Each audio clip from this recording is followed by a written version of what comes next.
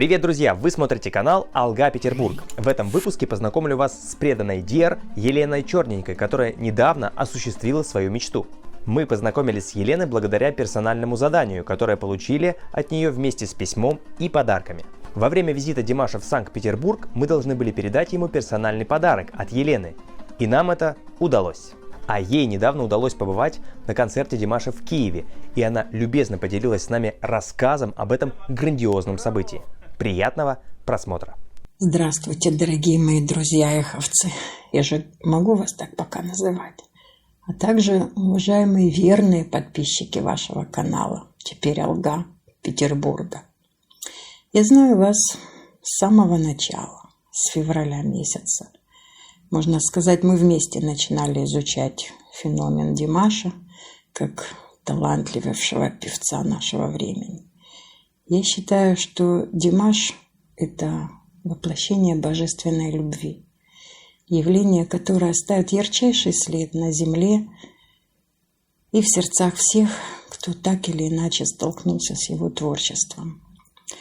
Наблюдая вашу деятельность, я отмечала, как вначале не совсем уверенно вы делали первые шаги, но с каждым выпуском, переворачивая горы информации, пропуская через сердце, оставляя более ценное, как становление Димаша, как певца-профессионала, а также в условиях, в которых это становление осуществлялось, то есть культура страны, людей, окружение Димаша, его родителей, бабушки, дедушки, педагогов, которые открыли, потом развили, укрепили талант юного Димаша. Вы становились более уверенными.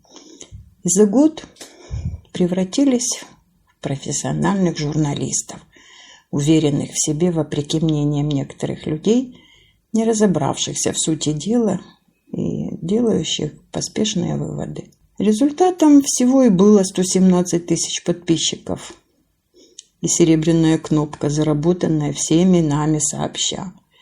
Люди подписываются на канал не для выгоды блогеров, а потому что им интересно слушать, видеть, общаться.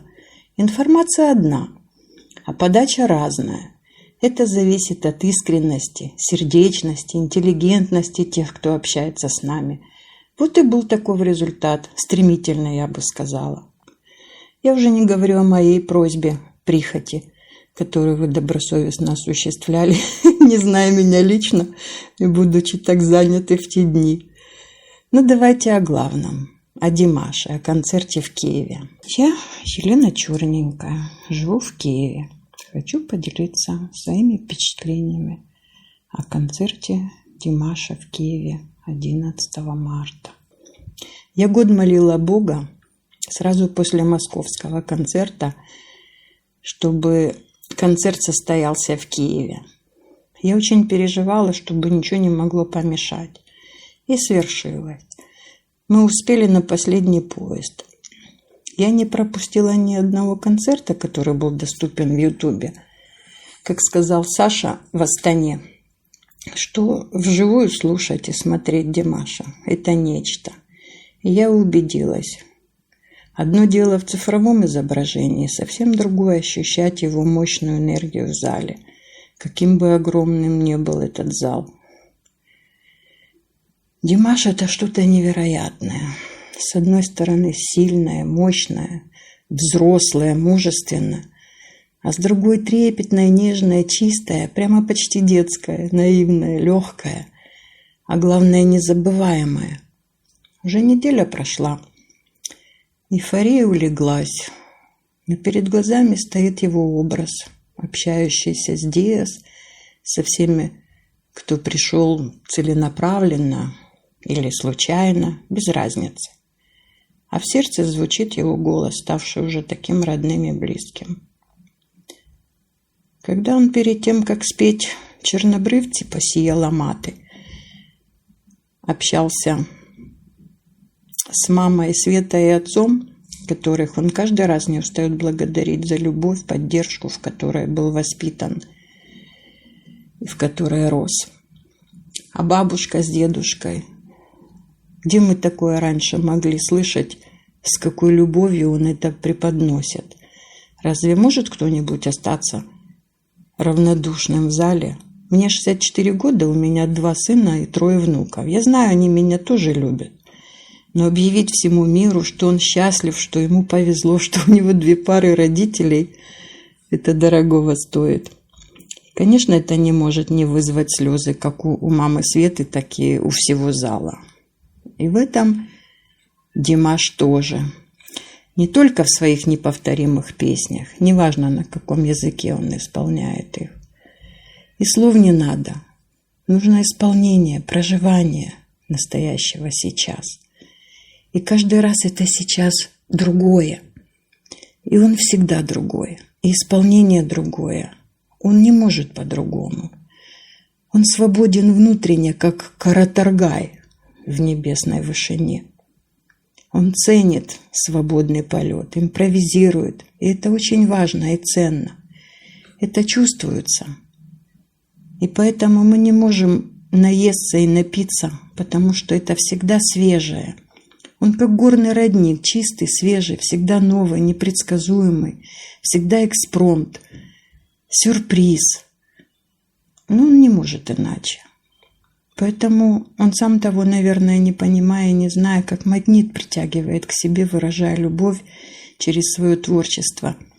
И эта любовь отражается в нас, в наших сердцах, распространяется повсюду, преображая мир, очищая все, что попадается в эту безграничную ауру этого генератора, называемого простым словом концерт. Смешно? И кроме этого глобального воздействия, Димаш знакомит нас со своей страной, предан своей земле, культуре, людям, окружению. Я не знала практически ничего о Казахстане, кроме того, что там осваивали целину.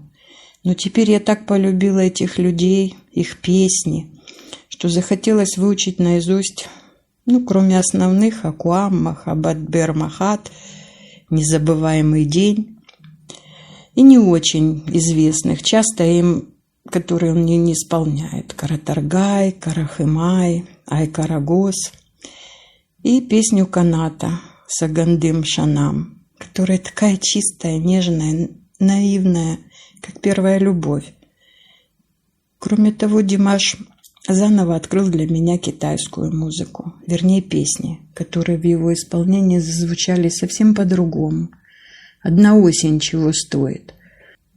Каждый раз, когда ее слушаешь, она звучит по-новому. И которую он еще и на концерте закончил вообще без микрофона. И ничего, что это дворец спорта на 6000 мест. О какой фонограмме может идти речь? Или когда он перестал петь и засмеялся, когда какой-то ребенок не то засмеялся, не то выкрикнул что-то. Димаш всегда свободен в своем выражении. Естественный, живой. Что еще сказать? Конечно, хотелось близко к нему подойти, но в связи с этими всеми предосторожностями немножко мрачно выглядел этот ограждение, которое в 1,5 метрах от сцены. Но наш народ все равно не остановишь. На последней песне все, конечно, полностью заполонили эти 3-метровую зону, которая до этого ограждения была, и все тянулись к нему, и как он тоже старался дотянуться до всех рук, которые к нему были протянуты. Это, конечно, настолько трогательно, что просто нельзя выдержать. И не хотели люди уходить, не хотели расставаться с этим счастьем, которое свалилось на нашу голову так вроде ожиданно и в то же время неожиданно.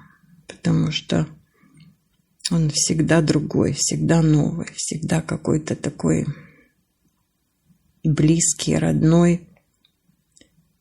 И поражает эта свобода, естественность, как он себя ведет на сцене, как вроде он у себя дома. Просто это какое-то невероятное ощущение. В 2 словах вроде бы и все. Спасибо, что выслушали. Живем дальше. Всего хорошего. Мы благодарим Елену за теплый рассказ и преданную дружбу. Друзья, если у вас тоже есть интересные истории, обязательно присылайте их нам на почту. Каждое переживание по-своему уникально, и мы должны делиться этими эмоциями с другими Диарс. Давайте дружить. Алга, Димаш. Подпишитесь на канал, если хотите вместе с нами изучать феномен Димаша Кудайбергена. Нажмите колокольчик, если готовы получать новый обзор первым. И не забудьте поделиться этим видео с друзьями. Пусть о казахском феномене узнают все. Хочешь послушать? Для Аллы? Конечно, хочу.